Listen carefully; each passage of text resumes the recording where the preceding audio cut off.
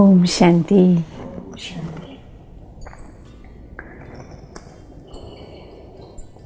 രാമകഥയിലെ ജീവിതസാരം തേടിയുള്ള നമ്മുടെ യാത്ര ഇന്ന് എത്തി നിൽക്കുന്നത് രാമൻ്റെ പട്ടാഭിഷേകത്തിന് തൊട്ടു മുമ്പുണ്ടാകുന്ന വിഘ്നം, പട്ടാഭിഷേക വിഘ്നത്തെക്കുറിച്ച് നമുക്ക് നോക്കാം. കാരണം നമ്മുടെ എല്ലാവരുടെയും ജീവിതത്തിൽ പലപ്പോഴും പല വിഘ്നങ്ങളും ഉണ്ടാകാറുണ്ട്. അപ്പം ഈ പട്ടാഭിഷേക വിഘ്നത്തിൽ നിന്ന് നമുക്കും ധാരാളം കാര്യങ്ങൾ ജീവിതത്തിലേക്ക് പകർത്താൻ പറ്റിയ ചില സന്ദേശങ്ങൾ ഭഗവാൻ തരുന്നുണ്ട്. നിങ്ങൾക്ക് കഥ ഓർമ്മയുണ്ടാവും. സീതയുടെ രാമൻ്റെയും വിവാഹമെല്ലാം കഴിഞ്ഞ് അയോധ്യയിൽ അവർ വളരെ സുഖശാന്തിയോടെ ഐശ്വര്യത്തോടു കൂടി ജീവിക്കുകയാണ്. അപ്പോൾ ദശരഥ മഹാരാജാവിൻ്റെ ഉള്ളിൽ സങ്കല്പം വരികയാണ്, എനിക്ക് പ്രായമായി തുടങ്ങി, പിന്നെ രാമന് രാജ്യത്തിലെല്ലാവർക്കും ഇഷ്ടമാണ്, സർവർക്കും. അപ്പോൾ കുലഗുരുവിനെ വിളിച്ചിട്ട് വസിഷ്ഠരോട് അഭിപ്രായം ചോദിക്കുകയാണ്, രാമനെ നമുക്ക് രാജാവായിട്ട് അഭിഷേകം ചെയ്തൂടെ? അപ്പോൾ വസിഷ്ഠരും സമ്മതിക്കുകയാണ്. അപ്പോൾ ഏറ്റവും നല്ല മുഹൂർത്തം നോക്കാൻ പറയും. ആ സമയത്ത് ഭരതനും ശത്രുഘ്നനും അമ്മാവൻ്റെ വീട്ടിലേക്ക് കേകയ രാജ്യത്തിലേക്ക് പോയിരിക്കുന്ന സമയം. പക്ഷേ അവർ തിരിച്ച് വരുന്നതിന് മുമ്പ് തന്നെ ഒരു നല്ല മുഹൂർത്തമുണ്ട്. അപ്പോൾ ആ മുഹൂർത്തത്തിൽ തന്നെ പട്ടാഭിഷേകം നടന്നോട്ടെ എന്ന് തീരുമാനം എടുക്കുകയാണ്. പിന്നെ പട്ടാഭിഷേക ചടങ്ങുകളെല്ലാം ആരംഭിക്കുകയാണ്. അപ്പോൾ ഈ വാർത്ത നാട് മുഴുവൻ പരന്നു. ഉടനെ ഒരുക്കങ്ങളെല്ലാം ആരംഭിച്ചു. അപ്പം ഈ വാർത്ത അറിഞ്ഞിട്ട് മന്ധര, കൈകേയിയുടെ തോഴി, ഈ ന്യൂസും കൊണ്ട് മഹാറാണിയുടെ അടുത്തേക്ക് എത്താണ്. അതെ മഹാറാണി അറിഞ്ഞു, നാളെ രാമൻ്റെ പട്ടാഭിഷേകമാണ്. കേട്ടതും കൈകേയിക്ക് ഭയങ്കര സന്തോഷമായി. ഇത്രയും നല്ലൊരു സന്തോഷ വാർത്ത നീ എന്നെ അറിയിച്ചില്ലേ പറഞ്ഞിട്ട് പാദസര അഴിച്ച് സമ്മാനമായിട്ട് കൊടുക്കും. എൻ്റെ രാമൻ്റെ പട്ടാഭിഷേകം, ഞാൻ ഏറ്റവും കൂടുതൽ സ്നേഹിക്കുന്ന, ആരാധിക്കുന്ന, ബഹുമാനിക്കുന്ന പുത്രനാണ്. കാരണം എന്നോടും ഏറ്റവും കൂടുതൽ സ്നേഹം 4 പുത്രന്മാരിലും വെച്ച് രാമനാണ്. അത് സത്യവുമാണ്. കൈകേയിക്ക് അത്ര സ്നേഹമായിരുന്നു. കാരണം കൈകേയിയുടെ കയ്യിൽ എന്ത് കിട്ടിയാലും ആദ്യം കൊണ്ടുപോയി കൊടുക്കുന്നത് രാമനാണ്. അപ്പോൾ വാൽമീകി ആ ഭാഗത്ത് നമുക്ക് മനസ്സിലാക്കി തരാണ്. അതായത് ആ കുടുംബത്തിൽ, അയോധ്യയിൽ ആ രാജകുടുംബത്തിൽ അമ്മമാർക്കിടയിൽ, മക്കളുടെ ഇടയിൽ എത്ര നല്ലൊരു കെട്ടുറപ്പുള്ള കുടുംബമാണത്. എത്ര നല്ല കുടുംബ ഭദ്രത അവിടെ നിലവിലുണ്ടായിരുന്നു. 3 അമ്മമാരാണ്, 4 മക്കളാണ്. പക്ഷെ അവർക്കിടയിൽ ഇത്രയും അങ്ങോട്ടും ഇങ്ങോട്ടും പരസ്പര സ്നേഹവും ബഹുമാനവും ഉണ്ടായിരുന്നു. അപ്പോഴാണ് മന്ത്രി ഈ ന്യൂസും കൊണ്ട് വരുന്നത്. അപ്പോൾ റാണിയുടെ ഈ സന്തോഷം കണ്ടിട്ട് മന്ത്രി എന്താ ചോദിക്കണേ, ഞാനൊരു ദുഃഖവാർത്തയല്ലേ അറിയിച്ചത്, റാണി എന്താ ഇതിൽ സന്തോഷിക്കണേ? അപ്പോൾ വീണ്ടും കൈകേയി ചോദിക്കും, ദുഃഖവാർത്തയോ? എൻ്റെ രാമൻ്റെ പട്ടാഭിഷേകം നടക്കുകയല്ലേ, ഇതത്ര സന്തോഷമുള്ള കാര്യമാണ്. അപ്പോൾ വീണ്ടും മന്ത്രി പറയും, അതെങ്ങനെ നിങ്ങൾക്ക് സന്തോഷിക്കാൻ പറ്റും മഹാറാണി? ഇത് രാജാവിൻ്റെ ഗൂഢാലോചനയാണ്. നിങ്ങൾക്ക് ബുദ്ധി വേണ്ട ചിന്തിക്കാൻ. കണ്ടില്ലേ, ഭരതനെ ശത്രുഘ്നെ എന്ത് ചെയ്തു? അമ്മാവൻ്റെ നാട്ടിലേക്ക് അയച്ചു. എന്നിട്ട് അതിൻ്റെ ഇടയിൽ ഇവിടെ പട്ടാഭിഷേകം രാമൻ്റെ നടത്താണ്. ഇത് രാജാവിൻ്റെ ഗൂഢാലോചനയാണ്. രാമനെ പട്ടാഭിഷേകം നടക്കുമ്പോൾ, അല്ലെങ്കിൽ ഭരതൻ ഇവിടെ ഉണ്ടാവേണ്ടതല്ലേ? ഇനിയിപ്പോൾ രാമൻ രാജാവായി എന്നിരിക്കട്ടെ, എന്താ സംഭവിക്കാൻ പോണേ? അപ്പോൾ ഇവിടെ സ്ഥാനം കൗസല്യാദേവിക്കാണ്, റാണിക്കാണ് ഉണ്ടാകുന്നത്. ബാക്കി രാമൻ്റെ കൂടെ എപ്പോഴും സപ്പോർട്ടായിട്ട് ആരുണ്ട്? ലക്ഷ്മണനുണ്ട്. അപ്പം ലക്ഷ്മണന് നല്ല സ്ഥാനം കിട്ടും, അനിയൻ ശത്രുഘ്നന് നല്ല സ്ഥാനം കിട്ടും. ബാക്കി അവശേഷിക്കുന്നത് നിങ്ങളുടെ മോൻ ഭരതൻ. ഭരതൻ എന്ത് ചെയ്യേണ്ടി വരും? ഇവരുടെ ദാസനായിട്ട് ജീവിക്കേണ്ടി വരും. അമ്മ മഹാറാണിക്ക്, കൈകേയി മഹാറാണി, നിങ്ങൾക്ക് അമ്മ മഹാറാണി പട്ടം കിട്ടില്ല, നിങ്ങൾക്കും ദാസിയാകേണ്ടി വരും. ഈ വിപത്തുകളൊക്കെയാണ് സംഭവിക്കാൻ പോണത്. ഇതൊക്കെ ഇങ്ങനെ പറഞ്ഞു സ്ക്രൂ കയറ്റാണ്. അപ്പോഴേക്കും എന്താവും? പതുക്കെ കൈകേയിയുടെ മനസ്സ് മാറാൻ തുടങ്ങും. മനസ്സിൽ നമ്മൾ പറയില്ലേ, വിഷം കുത്തി വയ്ക്കുക. പാലിൻ്റെ ഉള്ളിൽ വിഷം കൊണ്ടുപോയി ഇടുന്നത് പോലെ വിഷം കലക്കുന്ന മനസ്സുകൾക്കുള്ളിൽ വിഷം കലക്കുക. സാധാരണ പറയില്ലേ, നല്ല സജ്ജനങ്ങൾ ആണെങ്കിൽ പോലും ദുർജനങ്ങളുടെ, ബാക്കി വളരെ ദുർജനങ്ങളുമായിട്ട്, മോശ സ്വഭാവമുള്ളവരുമായിട്ട് സംസർഗത്തിൽ വരുമ്പോൾ എന്ത് സംഭവിക്കും? ആ ദുസ്വഭാവങ്ങളുള്ളവരുടെ കൂട്ടുകെട്ടിൽ പെട്ടിട്ട് നല്ല സ്വഭാവങ്ങളുള്ളവരും കൂടി എന്ത് ചെയ്യാൻ തുടങ്ങും? കേടുവരാൻ തുടങ്ങും. അവിടുന്ന് കൈകേയിയുടെ മനസ്സ് കലങ്ങുകയാണ്. ആ കലങ്ങിയ മനസ്സിൽ ദുഷ്ചിന്തകൾ വരികയാണ്. ശരിയാണല്ലോ ഈ പറയണയൊക്കെ. അപ്പം ഈ വിപത്തിൽ നിന്ന് എങ്ങനെ രക്ഷപ്പെടും? അപ്പം മന്ത്രി വീണ്ടും അടുത്ത ഉപദേശം കൊടുക്കും, അടുത്ത വിഷം കുത്തിവെക്കും. ഇതിന്ന് രക്ഷപ്പെടാൻ നിങ്ങൾക്ക് ഒരേ ഒരു മാർഗമുണ്ട്, അത് വേണമെങ്കിൽ ഞാൻ പറഞ്ഞുതരാം. എന്ത് ചെയ്താൽ മതി? നിങ്ങൾ പണ്ട് ദേവാസുര യുദ്ധം നടക്കുമ്പോൾ രഥത്തിൻ്റെ ചക്രത്തിൻ്റെ സ്ക്രൂ പോയ സമയത്ത് നിങ്ങൾ വിരലിട്ട് രാജാവിനെ സഹായിച്ചിട്ടുണ്ട്. ആ സമയത്ത് രാജാവ് സന്തോഷം കൊണ്ട് നിങ്ങൾക്ക് 2 വരം തരാമെന്ന് പറഞ്ഞിട്ടുണ്ട്. ആ വര ഇതുവരെ റാണി ചോദിച്ചിട്ടില്ല. ഇപ്പം അനുയോജ്യ സമയമാണ്. എന്ത് ചെയ്താൽ മതി? രാജാവിൻ്റെ അടുത്ത് പോയിട്ട് 2 വരം ചോദിക്കൂ. അതിൽ ആദ്യത്തെ വരമായിരിക്കണം ഭരതനെ രാജാവാക്കണം. 2ാമത്തെ വരം രാമനെ 14 വർഷത്തേക്ക് വനവാസത്തിലായി. അത് ഇന്ന് തന്നെ പോകണം. ഈ വരം പോയിട്ട് രാജാവിനോട് ചോദിക്കൂ. അപ്പോൾ റാണിക്ക് പിന്നെയും മനസ്സിൽ ചിന്ത, അയ്യോ രാജാവിനോട് ഞാൻ ഈ സമയത്ത് എങ്ങനെ ഈ വരം ചോദിക്കുക? എങ്ങനെ ചോദിക്കും? അതിനും ഉപായമുണ്ട്, ഞാൻ പറഞ്ഞുതരാം. കാരണം ദുഷ്ടചിന്ത വരുന്നവരുടെ മനസ്സിൽ ദുഷ്ടത്തരങ്ങൾ ചെയ്യാനുള്ള എല്ലാ പ്ലാനുകളും ഒന്നിൻ്റെ പിറകെ ഒന്നായിട്ട് വന്നുകൊണ്ടിരിക്കും. അപ്പം പറഞ്ഞു, ഒരു കാര്യം ചെയ്യ്, കൊട്ടാരത്തിലെ കോപമുറി ഉണ്ടല്ലോ, അവിടെ പോയിട്ട് റാണി കിടക്കൂ. മുഷിഞ്ഞ വസ്ത്രമൊക്കെ ധരിച്ച് ആഭരണം എല്ലാം മാറ്റി വെച്ചിട്ട് അവിടെ പോയി പിണങ്ങി കിടക്കൂ. അപ്പോൾ തീർച്ചയായിട്ടും രാജാവ് അന്വേഷിച്ചിട്ട് വരും കോപമുറിയിൽ. അപ്പോൾ അവിടെ വെച്ചിട്ട് കോപം തീർക്കാൻ, ദുഃഖം മാറ്റാൻ ഈ 2 വരം ചോദിച്ചാൽ മതി. തീർച്ചയായിട്ടും രാജാവ് തരും. കൈകേയി അതേപോലെ ചെയ്തു. രാജാവ് ഈ സന്തോഷ വർത്തമാനം അറിയിക്കാൻ വേണ്ടി വരികയാണ്. രാമൻ്റെ പട്ടാഭിഷേകം. അപ്പോൾ റാണിയെ തരയുമ്പം കാണുന്നില്ല. അവസാനം കോപമുറിയിലുണ്ട്. അവിടെ എത്തുമ്പോഴെന്താ, ഭവതി എന്തിനാ ഇങ്ങനെ ദുഃഖിച്ചിരിക്കണേ, വിഷമിച്ചിരിക്കണേ? ശരി, എൻ്റെ ദുഃഖം നിങ്ങൾക്ക് മാറ്റിത്തരാൻ പറ്റുമോ? ഞാൻ ചോദിക്കുന്നത് തരുമോ ചോദിച്ചു. തീർച്ചയായിട്ടും, അങ്ങ് എനിക്ക് 2 വരം തന്നിട്ടുണ്ടല്ലോ, ആ വരം എനിക്കിപ്പോൾ വേണം. 2 വരങ്ങളും ചോദിക്കുകയാണ്. അപ്പോഴേക്കും അത് കേൾക്കുമ്പോൾ അറിയാമല്ലോ ദശരഥ മഹാരാജാവിൻ്റെ ഉള്ളിലെ ഫീലിങ്സ്. അപ്പോൾ പറഞ്ഞു, ശരി, നിന്റെ പുത്രനെ ഭരതനെ രാജാവാക്കാം, പക്ഷെ അതിനു വേണ്ടി എൻ്റെ രാമനെ എന്തിനാ രാക്ഷസി നീ കാട്ടിലേക്ക് അയക്കണം എന്നുള്ള വിചാരം കൊണ്ടുവരുന്നു. അത്ര ദുഃഖം കൊണ്ട് അണ പൊട്ടുക എന്ന് പറയില്ലേ, ദുഃഖം കൊണ്ട് അത്ര ഹൃദയം പൊട്ടുന്ന വേദനയോടെ രാജാവ് വളരെയധികം താണുകേണ് ചോദിക്കും. പക്ഷേ കൈകേയി അനങ്ങില്ല. ഈ 2 വരത്തിൽ ഉറച്ചു നിൽക്കും. കാരണം രാജാവല്ലേ, വാക്ക് കൊടുത്തതാണ്, പാലിക്കാതിരിക്കാൻ പറ്റില്ല. കാരണം രാജാവിൻ്റെ ധർമ്മമാണെങ്കിലും ക്ഷത്രിയ ധർമ്മത്തിലാണെങ്കിലും വാക്ക് പാലിക്കണം. അപ്പം രാജാവ് വളരെ വിഷമത്തോടു കൂടി വാക്ക് പാലിക്കാൻ വേണ്ടിയിട്ട് ശരിയെന്ന് പറഞ്ഞിട്ട് ഇറങ്ങും. ദുഃഖത്തോടെയുള്ള രാജാവിൻ്റെ ചിത്രം കണ്ടിട്ട് മന്ത്രിക്ക് മനസ്സിലായി എന്തോ അപായം സംഭവിച്ചിട്ടുണ്ട്. എല്ലാ കാര്യങ്ങളും മന്ത്രിയോട് പറയും. പട്ടാഭിഷേകത്തിൻ്റെ ചടങ്ങുകളെല്ലാം നിർത്തിവെക്കാൻ പറയും. രാമൻ്റെ അടുത്ത് സന്ദേശം എത്തും. രാമൻ പക്ഷെ ഉടനെ തയ്യാറാകും. അച്ഛൻ എന്ത് പറഞ്ഞു, സന്തോഷത്തോടു കൂടി അച്ഛൻ്റെ ആജ്ഞയെ ശിരസാ വഹിക്കുന്ന രാമനെയാണ് നമുക്കവിടെ കാണാൻ പറ്റണം. അപ്പൊ രാമൻ ഈ വാർത്ത ലക്ഷ്മണന്റെ കാതിൽ ഉടനെ എത്തി. ലക്ഷ്മണൻ കോപം കൊണ്ട് വറക്കിയാണ്. ലോകത്തെ മുഴുവൻ കത്തിക്കാനുള്ള അത്ര ദേഷ്യമുണ്ട്. അപ്പൊ ആ സമയത്ത് അച്ഛനെ ഇപ്പൊ ഞാൻ കൊല്ലും, അത് ചെയ്യും, ഇത് ചെയ്യും. ഈ പിതാവ് അല്ലെങ്കിൽ സ്ത്രീ ലംബടനാണ്, ഇങ്ങനെ തന്നെ ചെയ്യുള്ളൂ സ്ത്രീകളുടെ വാക്ക് കേട്ടിട്ട്, അതാണ് ഇതാണെന്ന് പറഞ്ഞിട്ട് ഭയങ്കരമായിട്ട് ബഹളം ഉണ്ടാക്കും. അപ്പൊ രാമൻ ലക്ഷ്മണനെയും ആശ്വസിപ്പിക്കും. പിതാവിനെ കുറ്റപ്പെടുത്തരുത്, ഇത് പിതാവിൻ്റെ തെറ്റല്ല. പിതാവ് തൻ്റെ ധർമ്മം പാലിക്കുക, രാജാവ് കൊടുത്ത വാക്ക് പാലിക്കണം. ക്ഷത്രിയ ധർമ്മമാണ് വാക്ക് പാലിക്കുക, അത് മാത്രമേ പിതാവ് ചെയ്തിട്ടുള്ളൂ. പിതാവിൻ്റെ ആജ്ഞയെ പാലിക്കേണ്ടത് നമ്മൾ പുത്രൻ എന്ന നിലയിൽ എൻ്റെ കടമയാണ്. അപ്പം ഞാനും ആ ആജ്ഞ പാലിക്കുകയാണ്, അച്ഛനെ കുറ്റപ്പെടുത്തരുത്. ആ സമയത്തും രാമൻ്റെ മനസ്സിൽ ധർമ്മമാണ്, ധാർമ്മികതയിൽ നിന്ന് വ്യതിചലിക്കുന്നതേയില്ല, ശാന്തചിത്ത അവസ്ഥയിൽ നിന്ന് വ്യതിചലിക്കുന്നില്ല. കുടുംബത്തിലുണ്ടായ ആ പ്രതിസന്ധി ഘട്ടത്തെ തരണം ചെയ്യുന്നത് രാമൻ വളരെ സമചിത്തതയോട് കൂടിയിട്ടാണ്, വളരെ സഹനശക്തിയോട് കൂടിയിട്ടാണ്. ആ ഓരോ സന്ദർഭങ്ങളിൽ ആരൊക്കെ വിഷമിക്കുന്നുണ്ടോ അച്ഛൻ്റെ വിഷമം മാറ്റാൻ, ലക്ഷ്മണൻ്റെ കോപം മാറ്റാൻ, അമ്മമാരുടെ സങ്കടം മാറ്റാൻ, എല്ലാവർക്കും സമയാനുസൃതം നല്ല നല്ല ജീവിത തത്വങ്ങൾ പറഞ്ഞു കൊടുക്കാൻ. രാമൻ ഇത് ആരുടെയും കുറ്റമല്ല, മന്ത്രിയുടെയോ കൈകേയി മാതാവിൻ്റെ ആരുടെയും കുറ്റമല്ല. അവനവൻ്റെ കർമ്മഫലങ്ങൾ നമ്മളെ എല്ലാവരെയും ബന്ധിച്ചിരിക്കുകയാണ്, അതിൽ ആരെയും കുറ്റപ്പെടുത്തണ്ട എന്നാണ് പറയണത്.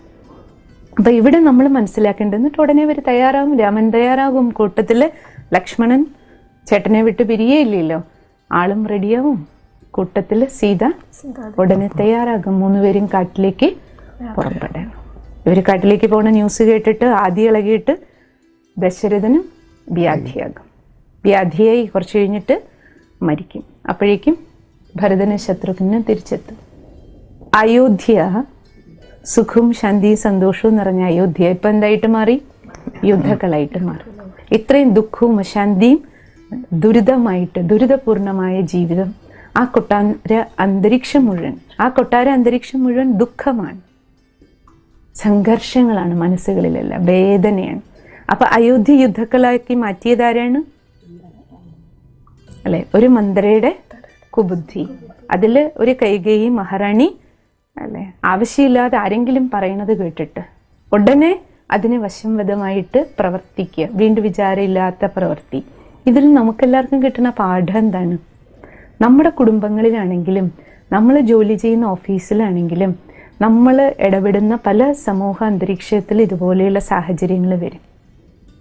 ആദ്യം നമ്മൾ മനസ്സിലാക്കേണ്ടത് ഇങ്ങനെയുള്ള സാഹചര്യങ്ങൾ വരുമ്പോൾ, ഇപ്പം മന്ദര നോക്കൂ, മന്ദര കുബുദ്ധി കാണിച്ചു, വേണ്ടാത്തത് പറഞ്ഞു കൊടുത്തു.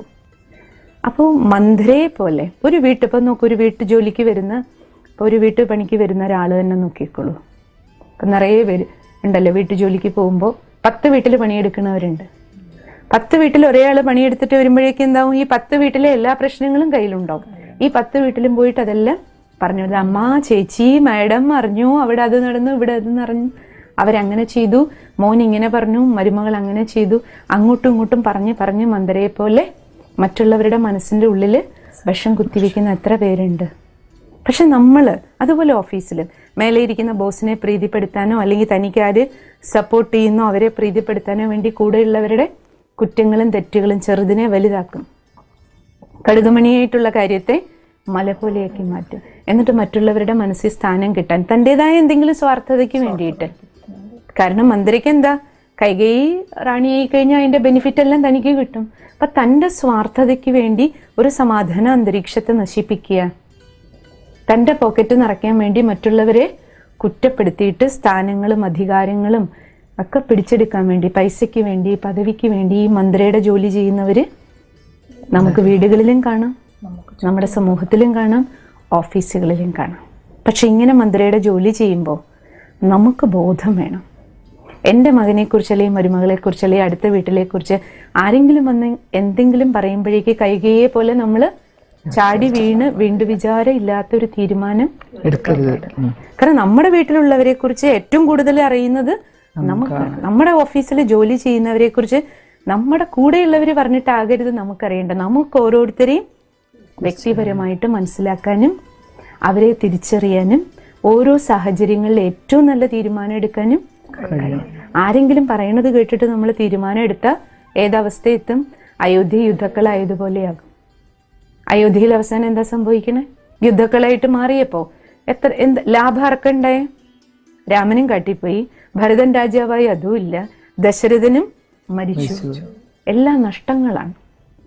ആർക്കും ലാഭം ഉണ്ടായില്ല, സർവരും ദുഃഖിതര്.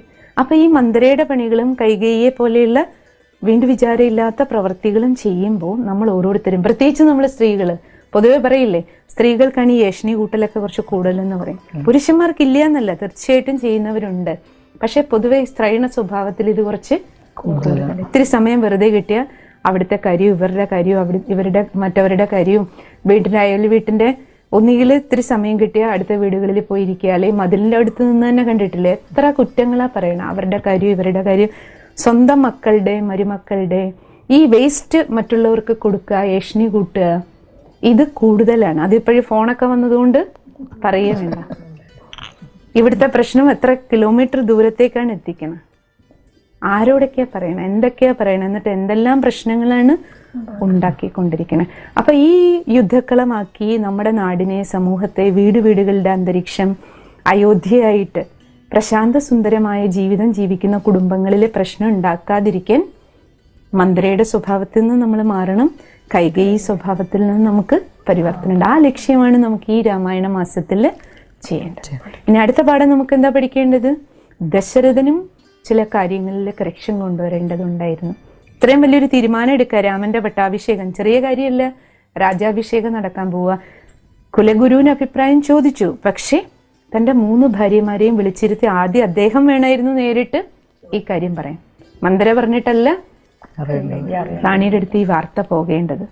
നമ്മൾ ഇതിൽ നിന്ന് എന്താ മനസ്സിലാക്കേണ്ടത്? ഒരു ഫാമിലിയിൽ എന്ത് കാര്യം ഉണ്ടെങ്കിലും ആ കുടുംബത്തിൽ അച്ഛനും അമ്മയും മക്കളും ആരൊക്കെയുണ്ടോ എല്ലാവരും കൂടെ ഒരുമിച്ചിരുന്ന് തീർച്ചയായിട്ടും ഡിസ്കസ് ചെയ്യണം.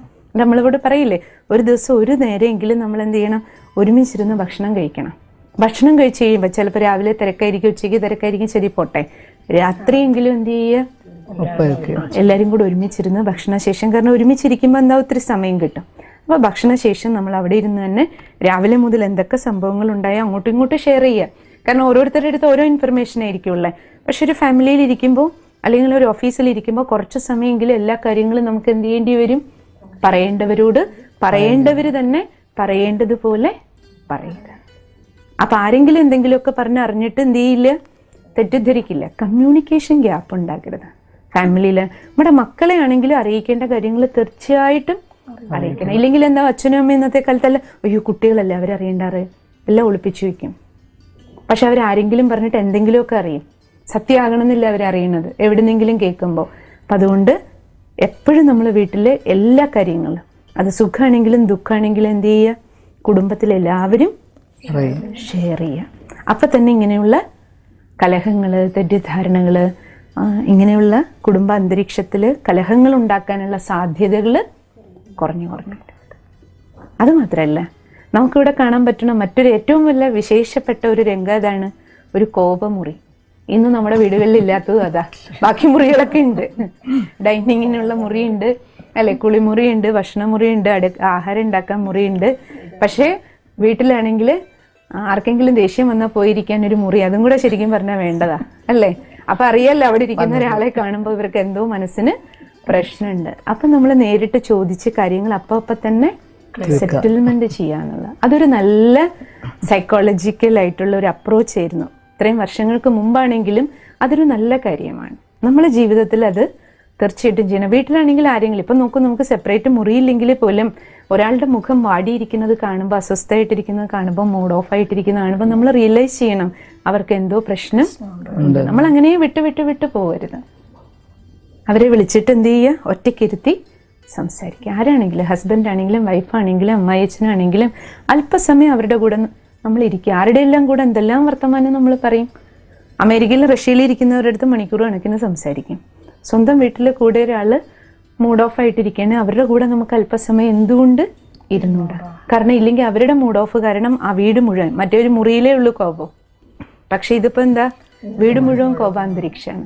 ആ വീട്ടിൽ എല്ലാവരുടെയും മനസ്സ് ഡിസ്റ്റർബ് ആവും. അവിടെ ഉണ്ടാക്കുന്ന ഭക്ഷണവും അവിടെ നടക്കുന്ന കാര്യങ്ങളും എല്ലാറ്റിനെയും അത് ബാധിക്കും. ഓഫീസുകളിൽ ഇപ്പം പല കോർപ്പറേറ്റ് സെക്ഷനിൽ ഓഫീസുകളിൽ ഈ ടെക്നോളജി ഉപയോഗിക്കുന്നുണ്ട്. മറ്റൊരു രൂപത്തിൽ കോപമുറി എന്നുള്ളതല്ല, കൗൺസിലിംഗ് റൂമുകളുണ്ട്. ആർക്കെങ്കിലും മനസ്സിന് എന്തെങ്കിലും ടെൻഷൻ ഉണ്ടെങ്കിൽ അവിടെ ഒരാളെയും വെച്ചിട്ടുണ്ടാവും ആ ഓഫീസിൽ. കാരണം ഇപ്പോൾ വലിയ വലിയ ഓഫീസുകൾ 100 കണക്കിന് 1000 ആൾക്കാരല്ലേ സ്റ്റാഫുള്ളേ. അപ്പോൾ ഒരുപക്ഷെ എൻ്റെ MDക്ക് നേരിട്ട് ഇത്രയും പേരോടൊപ്പം സംസാരിക്കാൻ പറ്റില്ല, ഇടപെടാൻ പറ്റില്ല എല്ലാ പ്രശ്നങ്ങളിലും. അതുകൊണ്ട് ഒരു കൗൺസിലിംഗ് റൂം ഉണ്ടാവും. രാവിലെ മുതൽ വൈകുന്നേരം ആർക്ക് എന്ത് പ്രശ്നം ഉണ്ടെങ്കിലും, സ്കൂളുകളിൽ ഇപ്പോൾ തുടങ്ങിയിട്ടുണ്ടല്ലോ, ചില സ്കൂളുകളിലുണ്ട്, കൗൺസിലറിനെ വെച്ചിട്ടുണ്ട്. ഏത് കുട്ടികൾക്ക് എന്ത് തുറന്നു പറയണോ, ചോദിക്കണോ, മനസ്സിന് എന്തെങ്കിലും കഷ്ടങ്ങളുണ്ടോ അത് കൗൺസിലിങ്ങിന് വരുന്നവരോട് പറയാം. അങ്ങനെയാണ് ഇപ്പോൾ പല പ്രശ്നങ്ങളും, കുട്ടികളുടെ തന്നെ പ്രശ്നങ്ങൾ പുറത്തേക്ക് വരണത്. കാരണം അച്ഛനമ്മമാരോട് പോലും പറയാൻ പറ്റാതെ പലതും മനസ്സിൽ വെച്ചിട്ടുണ്ട്. കാരണം അച്ഛനും അമ്മയോട് അങ്ങനെ ഒരു ബന്ധമില്ലേ, ഒഫീഷ്യലാണ്. അച്ഛനും അമ്മയും, അച്ഛൻ പേഴ്സ് പൈസ കൊടുക്കുന്ന ആള്, അമ്മ ഭക്ഷണം ഉണ്ടാക്കി കൊടുക്കുന്ന ആള്. പക്ഷെ ഒരു ഹൃദയബന്ധം മാതാപിതാക്കളോടൊപ്പം ഇല്ല. അല്ലെ എൻ്റെ മക്കൾക്ക് സ്കൂൾ ബാഗും ഫോണും ബൈക്കും കാറും ഭക്ഷണം കൊടുക്കുന്ന ജോലി മാത്രമേ അച്ഛനും അമ്മയ്ക്കും ഉള്ളൂ എന്നൊരു വിചാരമാണ്. അവരൊരു ചൈതന്യ ആത്മാവാണ്. ആ ശരീരത്തിലൊരു ആത്മാവുണ്ട്, ഒരു മനസ്സുണ്ട്. ശരീരത്തിന് വേണ്ടുന്ന ആഹാരവും വസ്ത്രവും സാധനങ്ങളും മാത്രം കൊടുത്താൽ പോരാ, അവരുടെ മനസ്സ് തുറക്കാനും കൂടി ഒരവസരം നമ്മൾ കൊടുക്കണം, അതിനുള്ള സമയം കൊടുക്കണം, കുറച്ചു നേരം എന്നൊരു ബോധം അച്ഛനും അമ്മയ്ക്കും ആദ്യം ഉണ്ടാകണം. അപ്പം മാത്രമേ എന്താകുള്ളൂ. നമ്മൾ മക്കൾ എന്നുള്ളതിനേക്കാളും അച്ഛന്മാരുടെ വിചാരം തൻ്റെ മക്കൾ എനിക്ക് എന്നെ അച്ഛനായിട്ട് കാണേണ്ട ആളാണ്. നമ്മളങ്ങനെ ഒരു ഒഫീഷ്യൽ വേഷമാകരുത്. പിന്നെ എന്ത് ചെയ്യാൻ പറ്റണം, കുറച്ച് നമ്മൾ നമ്മുടെ മക്കളോടൊപ്പവും അച്ഛനാണ്, അതിൻ്റെതായ ആദരവും ഭയവും തീർച്ചയായിട്ടും ഉണ്ടാവണം. പക്ഷെ അത് സ്നേഹയുക്തായിരിക്കും. ലോ തീർച്ചയായിട്ടും ഒരു അച്ഛൻ തെറ്റിന് കറക്ഷൻ കൊടുക്കേണ്ട ആളാണ്. പക്ഷെ ലവ്ഫുള്ളായിട്ട് ഹാൻഡിൽ ചെയ്ത് പോകുമ്പോൾ ആ കുട്ടിക്ക് എന്തെങ്കിലും തുറന്നു പറയാനുണ്ടെങ്കിൽ തീർച്ചയായിട്ടും അച്ഛൻ്റെ അടുത്ത് അല്ലെങ്കിൽ അമ്മയുടെ അടുത്ത് തീർച്ചയായിട്ടും ചെയ്യും. അതൊക്കെ നമ്മൾ ഫാമിലിയിൽ നോക്കണം. അച്ഛൻ വളരെ ബിസി ആയിട്ടുള്ള ആളാണോ, അപ്പോൾ അമ്മ തീർച്ചയായിട്ടും സമയം, രണ്ടാളും ജോലിക്കാരാണോ, രണ്ടാളുടെ മൈൻഡിലും ഉണ്ടായിരിക്കണം. നമ്മൾ പൈസ സമ്പാദിക്കുന്ന മെഷീൻസ് അല്ല, നമ്മൾ മനുഷ്യരാണ്. നമ്മുടെ കൂടെ 2 കുഞ്ഞുങ്ങൾ അല്ലെങ്കിൽ ഉണ്ടെങ്കിൽ നമുക്ക് ഓർമ്മ വേണം ഇവരോടൊപ്പം കുറച്ച് സമയം തീർച്ചയായിട്ടും ചെലവഴിക്കണം. അല്ലെങ്കിൽ പൈസ സമ്പാദിച്ച് നമ്മൾ കൂട്ടി വെക്കുമ്പോഴേക്കും ഇവരുടെ ജീവിതം ചിലപ്പോൾ കൈവിട്ട് പോയിട്ടുണ്ടോ. അപ്പം ഈ ഒരു ബോധം നമുക്ക് എല്ലാവർക്കും നമ്മുടെ ജീവിതത്തിലേക്ക് തിരിച്ച് കൊണ്ടുവരാനുണ്ട്. അപ്പം മന്ത്രിയും കൈകേയും എല്ലാവരും നമ്മളെ പഠിപ്പിക്കുക. അതിനെല്ലാം ഉപരി രാമൻ ഈ സിറ്റുവേഷൻ എങ്ങനെ ഹാൻഡിൽ ചെയ്തു എന്നുള്ളതാണ് ഏറ്റവും ഉത്തമമായ രീതിയിൽ. അതുകൊണ്ടാണല്ലോ പുരുഷോത്തമൻ എന്നറിയണത്. തൻ്റെ ഗുണങ്ങളും ശക്തികളെയും എങ്ങനെ ഉപയോഗിച്ചു, ആ സിറ്റുവേഷനിൽ എന്ത് ചെയ്യണം, ഏറ്റവും പ്രോപ്പറായിട്ട് ശാന്തചിത്തനായിട്ട് സഹനശക്തിയോടുകൂടി ഓരോന്നും തിരിച്ചറിഞ്ഞു സാഹചര്യം. അതുകൊണ്ടാണ് ആരെയും കുറ്റപ്പെടുത്താതെ താൻ എന്താ ഈ സമയത്ത് ചെയ്യേണ്ടത്. എല്ലാവർക്കും കറക്റ്റ് ഉപദേശങ്ങളാണ് കൊടുക്കുക. എല്ലാവർക്കും ആരാരെന്ത് ചെയ്യണം ഈ സിറ്റുവേഷനിൽ. കുടുംബത്തിൽ വന്നു ചേർന്ന ഒരു കലഹത്തിൽ, ക്ലേശത്തിൽ അവനവൻ്റെ റോൾ എല്ലാവരും ഏറ്റവും നന്നായിട്ട് അഭിനയിക്കാനുള്ള നിർദ്ദേശവും കൂടി കൊടുത്തിട്ടാണ് രാമൻ പോകുന്നത്. അപ്പം നമുക്കും നമ്മുടെ ജീവിതയാത്രയിൽ രാമായണത്തിൻ്റെ ഈ സന്ദേശം, പട്ടാഭിഷേകം ഒരു വിഘ്നമാണെങ്കിലും നമ്മുടെ ജീവിതത്തിൽ ഉണ്ടാകുന്ന വിഘ്നങ്ങളിൽ വിജയിക്കാൻ നമുക്ക് ഓരോരുത്തർക്ക് എന്ത് ചെയ്യാൻ കഴിയും, ഇത് ചിന്തിക്കാനുള്ള ഒരു അവസരം. അല്പസമയം നമുക്ക് ധ്യാനത്തിലിരിക്കാം.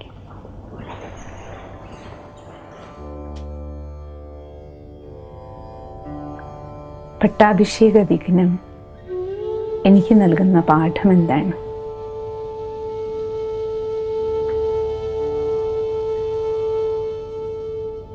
മന്ദര ഒരു തോഴി മാത്രമാണ്. രാജ്യഭരണകാര്യങ്ങളിൽ ഇടപെടേണ്ട ആവശ്യമേ ഇല്ല. അതവരുടെ റോളേ അല്ല. അതുപോലെ ഞാനും എൻ്റെ റോള് ജീവിത നാടകത്തിൽ, കുടുംബത്തിലാണെങ്കിലും ജോലി സ്ഥലത്താണെങ്കിലും അയൽക്കാരോടൊപ്പം ഇടപഴകുമ്പോഴും ഞാൻ എൻ്റെ റോളിനെ കുറിച്ച് പൂർണ്ണമായും ബോധ്യവാനായി ഭാഗാഭിനയിക്കണം.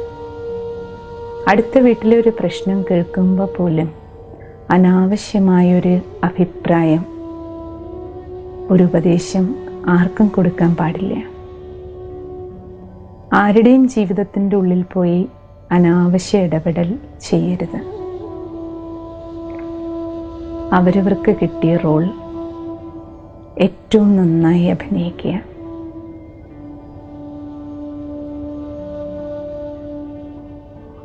കൈകേയിലൂടെ എനിക്ക് കിട്ടിയ സന്ദേശം, വീണ്ടും വിചാരമില്ലാതെ പ്രവർത്തിക്കരുത്. അതിൻ്റെ ഫലം തനിക്കും കുടുംബത്തിനും സമൂഹത്തിനും സർവനാശം വരുത്തിവെക്കൽ മാത്രമാണ്.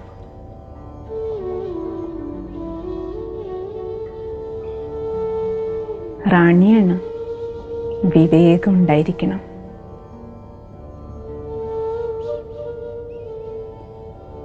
തൻ്റെ റോളിനനുസരിച്ചുള്ള വിവേകബുദ്ധി ഉപയോഗിക്കണം.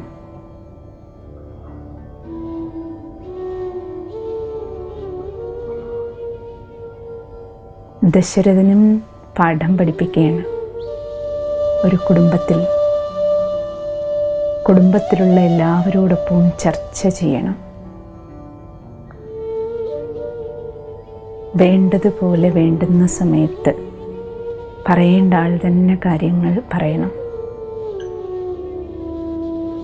ആരെങ്കിലും പറഞ്ഞറിയുമ്പോഴാണ് ഇങ്ങനെയുള്ള കലഹങ്ങൾ ഉണ്ടാകുന്നത്. ഈ വിധി ഇന്നു മുതൽ ഈ രാമായണ അമൃതത്തിൻ്റെ,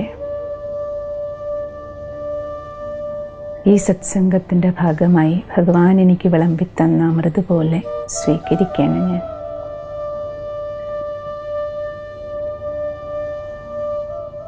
ഓം ശാന്തി.